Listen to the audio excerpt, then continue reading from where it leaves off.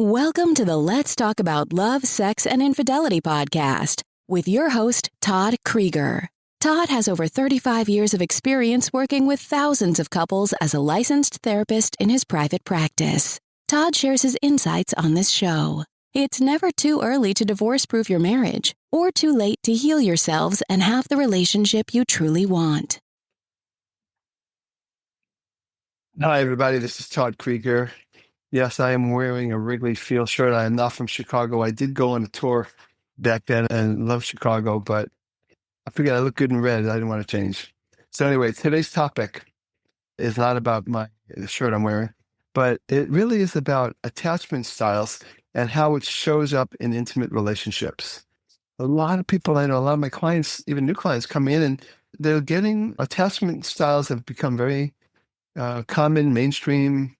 And so I did want to talk about that because I think it is very important to understand attachment styles and what that means and how it shows up in our intimate adult relationships. I think it's a very central part of how I assess what is missing in the relationship, where the relationship is off, and what we need to do to help them heal and have great relationships, actually. So basically, we've learned that attachment styles there's 4 of them mainly. And the first style that I'll bring you with is a secure attachment style. Now, a secure attachment style basically is, let's think of it from a little baby. And when a little baby has a mom and dad, let me just talk about mom just for language simplicity, but everyone's important. Mom is important, dad's important, nanny's important, grandparents. But let's say mom is a kind of mom who much more times than not tunes into the child. Helps that child when the child is stressed for whatever reason, the mom picks up the child, feeds the child, burps the child, is there for the child, and helps them downregulate. When you go from more stressed to less stressed. The child gets a sense of you're with me. Now, of course, we're talking about like a newborn or an infant, but even when they're 1, 2, 3, 4, 5, 6, 7, all the way up, my kids' age, 29 and 32, even then, the sense is, when I'm stressed, are you there? Are you tuned into me?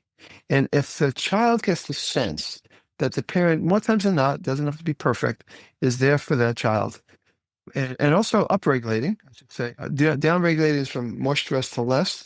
Upregulating is from less alive to more alive. So, for example, again, baby, maybe the baby's there and you come up to them and you smile and you go, "Oh, I love you. I'm going to sing you a song. I'm going to read you a book. I'm going to have you use this toy and play with it and see the colors," or whatever. And the child gets more alive. You smile, they smile back, and they get more. There's an alivening. There's an upregulation. When you take your 7-year-old on a play date, when you take them and play with them and do something fun, that's all upregulation, right? So when a child feels like you're tuning into their needs for downregulation and upregulation, they have what we call a secure attachment. And again, it don't have to be perfect, but if it happens more times than not, typically there's a secure relationship with the child and the mother. If you come from a family where the parenting was maybe inconsistent.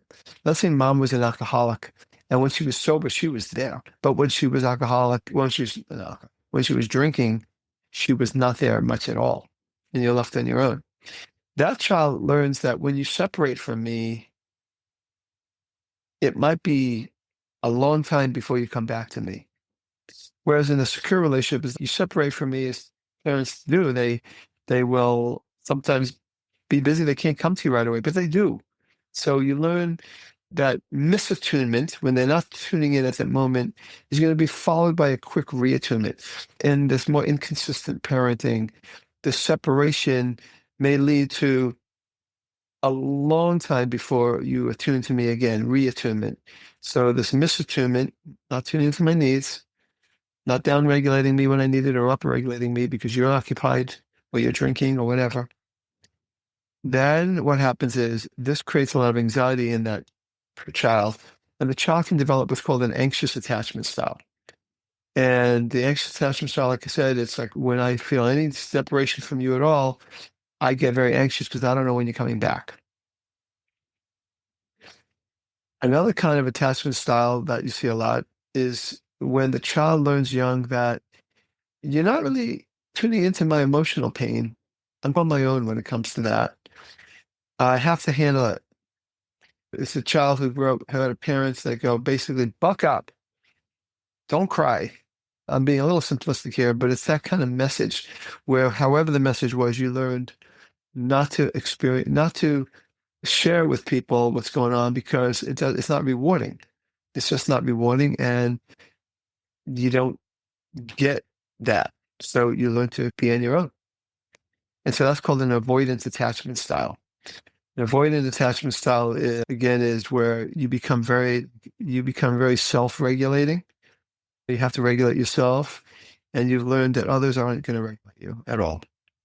Whereas the anxious attachment style, they have a hard time regulating themselves. They keep waiting and looking for the other person to come back and regulate me, come back and regulate me, and they don't handle separation of any kind very well. The fourth kind is when you come from a more severe, abusive, and neglectful situation, and sometimes those a disordered style attachment. There's no order to it. Sometimes they cling, sometimes they push away because of the trauma the extreme trauma that they may have been placed under. And that definitely is out there as well. So I'm going to put that last one aside, though. I'm really going to talk about those three: the secure, the avoidant, and the anxious attachment styles. That person now grows up and starts a relationship with someone, starts an intimate relationship with someone. If you have a secure relationship as a child, it's likely that you are at least in a position to regulate yourself because you've learned to do that. Because when you're in a secure relationship, you've learned to self-regulate, but you're not so extreme in it. You also can allow your partner to be there for you. You can be independent, but you can also have healthy dependence. And when you have that, you have when both people have that, we have what's called an earned secure attachment. And no matter what approach people use, whatever words they use, that's pretty much the end goal, to help couples have an earned secure attachment where each person is able to regulate each other's emotions, regulate each other's central nervous system, autonomic nervous system, and that's a good thing. So if you have the anxious attachment style, you might react strongly to any symbol of being misattuned. So if your partner forgets something from the grocery store, maybe you remember 5 of them, but forgot the 6th. I'm being a little bit maybe dramatic, but it can happen. You might go to, see, you're not there for me. See, you forgot.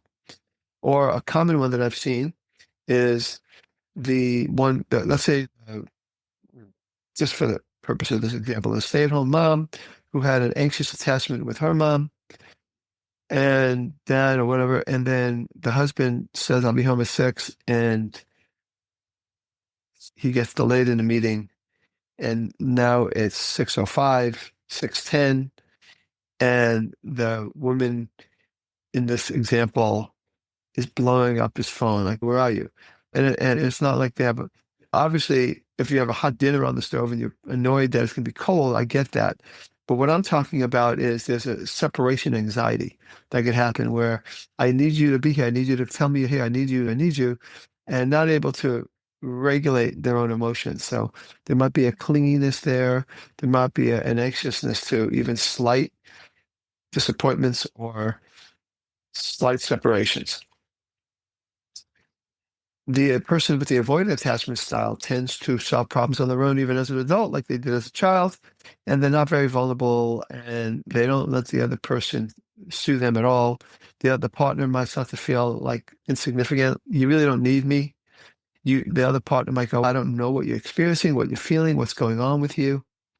So you have these kinds of issues. Now you could have a person who has a secure attachment growing in, getting into the relationship, and may get to a relationship where that person has an avoidant attachment style or an anxious attachment style, and it could negatively influence the person with a secure attachment style.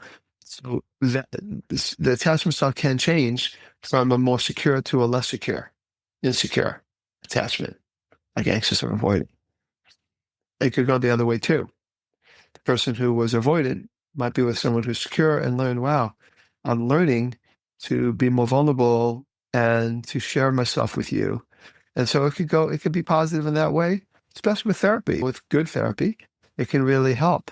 A person who had an avoidant attachment style could learn to have less of an avoidant style and more of a balanced, secure attachment style. A person with the anxious attachment style could learn how to self-soothe and recognize and learn that you are not my mother, you are not my father, you are someone who is not perfect though, and that when I'm slightly disappointed or when you just get caught up in a meeting and you're 20 minutes or 30 minutes late, it doesn't mean that you will never show up again. It doesn't mean you're not coming back to me. So my body learns to react like it's the end of the world.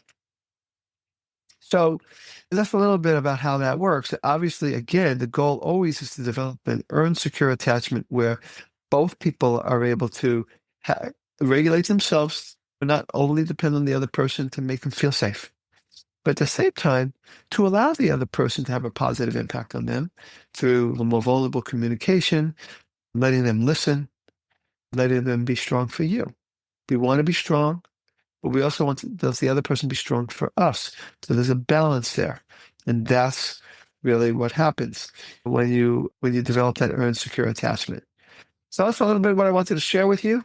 It's really helpful. I'll be talking about attachment in other areas today. I want to talk about how it generally shows up in couples and that there's hope that people can change and they could have an insecure attachment, and even the brain can change.